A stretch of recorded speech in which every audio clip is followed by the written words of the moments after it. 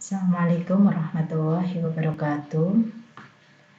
Selamat pagi semuanya. Bagaimana kabarnya hari ini? Semoga keadaan kalian baik-baik saja, sehat selalu, tetap ceria, dan dalam lindungan Allah Subhanahu wa Ta'ala. Selamat datang kembali. Jumpa lagi bersama saya di pembelajaran daring kita.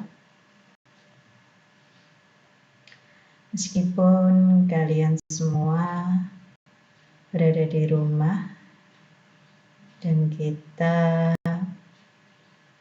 tidak pernah bertatap muka,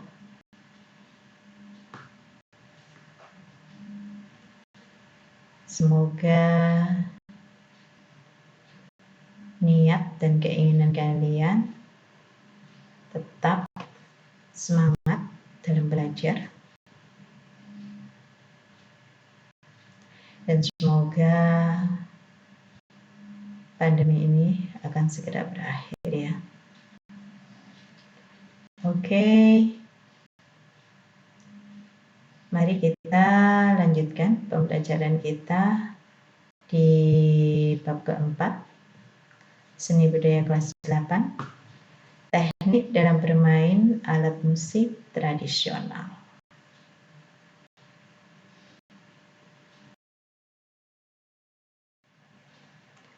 Apa saja sih jenis musik tradisional di Indonesia itu? Mari kita bahas dulu mengenai musik.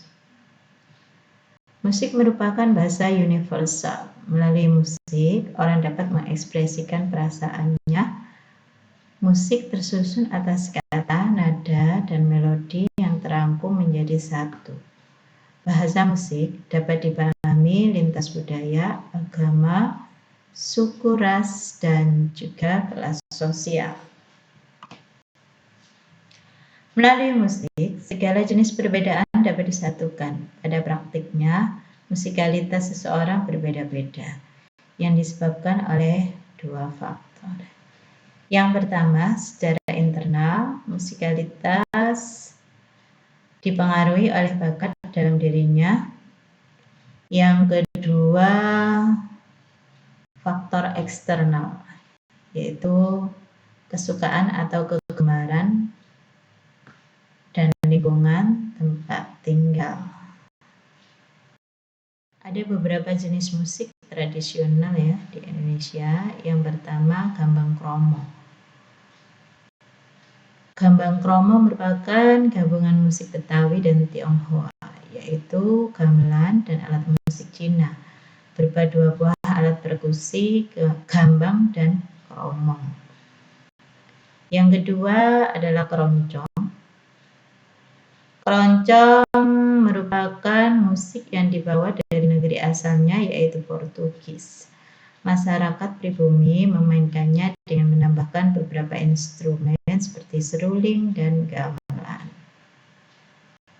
Nomor 3 adalah karang dau-dau. Berasal dari Kaltim, Tanah Siang Barito Utara.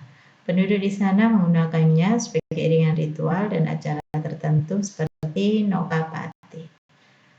Nokapati adalah acara memandikan dan memberikan nama bayi serta mengobati orang sakit. Lagu-lagu yang dibawakan merupakan mantra-mantra berisi doa. Jenis alat musik tradisional selanjutnya adalah sasandukong. Sasandukong berasal dari Nusa Tenggara Timur di Pulau Rote. Alat musiknya berupa sasandukong yang terbuat dari bambu, daun lontar, dan kawat halus yang memiliki dua nada pelok dan selendro. Biasanya digunakan sebagai pengiring acara penyambutan tamu dan hiburan masyarakat. Seperti contoh pada gambar ya. Yang kelima adalah tradisional huda. Musik huda adalah musik musik tradisional Nusantara yang berasal dari Minangkabau dan berkembang sejak masuknya Islam di tanah Sumatera. Musik Uda juga bernuansa Islami, gabungan dari 3 jenis musik yaitu dikil rabaro, salaulaik, dulang, dan dikil mundan.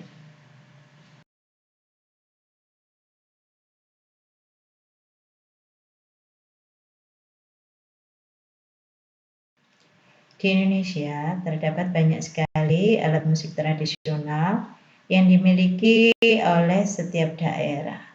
Tentu ini adalah sebuah kekayaan budaya yang harus dilestarikan untuk generasi penerus bangsa.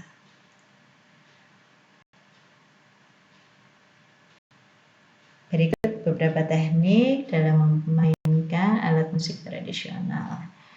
Yang pertama, bentuk tabung, yakni alat musik berbahan bambu ataupun kayu maupun logam, misalnya calung, angklung, kentongan, suling, dan guntung.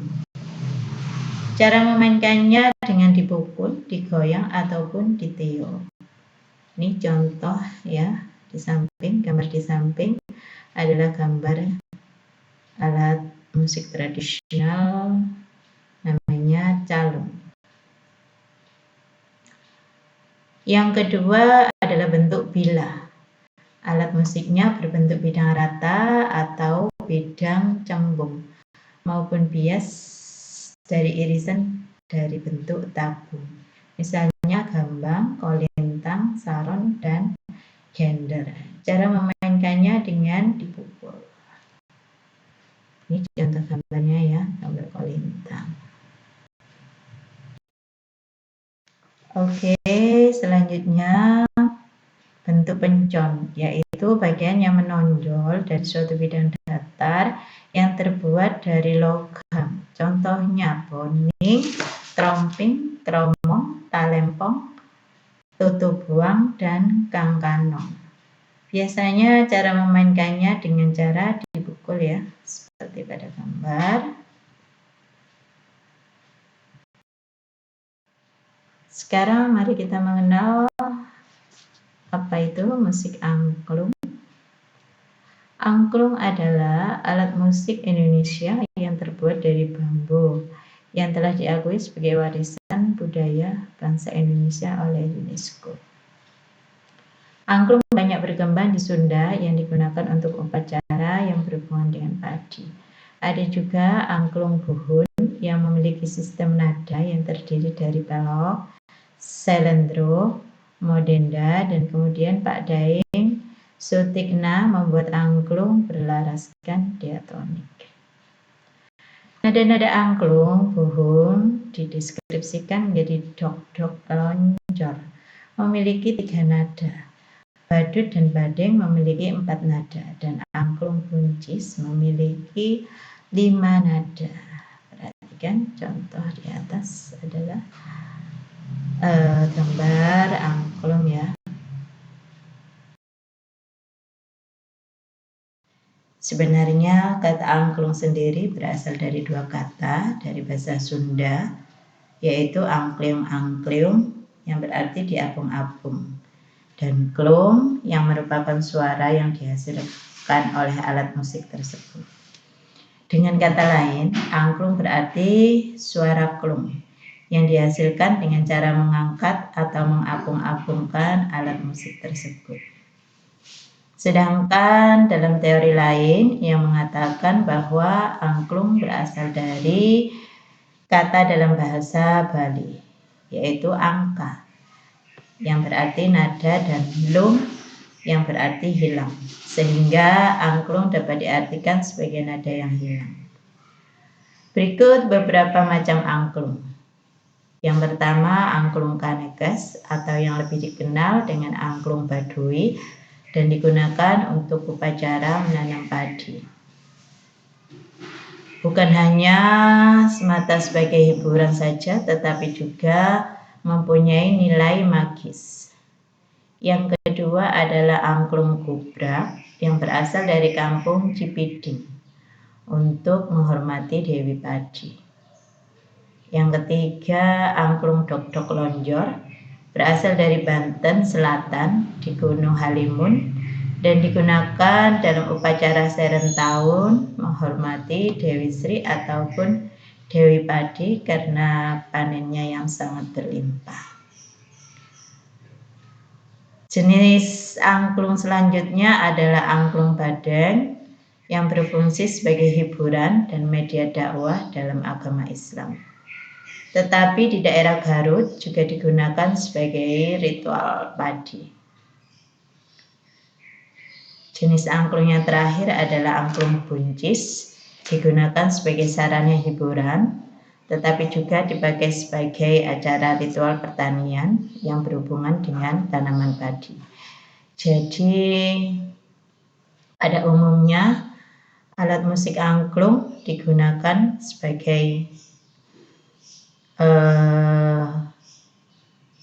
menghormati upacara Dewi Padi, ya. Baiklah, mari kita berlatih angklung. Angklung yang dikembangkan di sekolah merupakan angklung padaeng. Angklung padaeng terdiri dari dua kelompok besar sebagai berikut. Yang pertama adalah angklung melodi. Angklung yang terdiri dari dua tabung bambu yang berfungsi untuk melodi pokok. Lihat ya pada gambar itu. Yang kedua, angklung pengiring. Angklung yang merupakan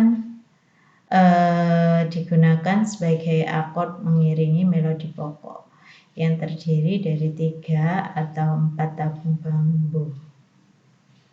Angklung yang terdiri dari 3 tabung bambu adalah angklung dalam bentuk trinada, misalkan akord mayor, minor. Dan yang terdiri dari 4 tabung bambu adalah angklung yang bernada catur, yang dominan untuk septik.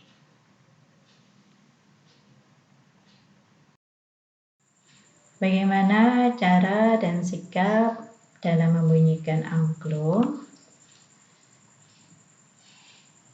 Caranya adalah tangan kiri untuk gantungan dan tangan kanan untuk membunyikan atau menggoyangkan. Peganglah angklung dengan tangan kiri. Tangan kanan ditempatkan pada ujung bagian bawah angklung. Bunyikan sesuai panjang pendek nada dan berhenti jika rangkaian angklung yang lain telah berbunyi agar penampilan musik tidak terputus-putus. Demikian yang bisa saya sampaikan mengenai bab bermain alat musik tradisional. Terima kasih atas perhatiannya. Semoga dengan adanya pembelajaran ini ilmu kalian semakin bertambah, attitude atau segala tindak tanduk kalian juga semakin baik. Amin ya rabbal alamin. Sampai jumpa. Wassalamualaikum warahmatullahi wabarakatuh.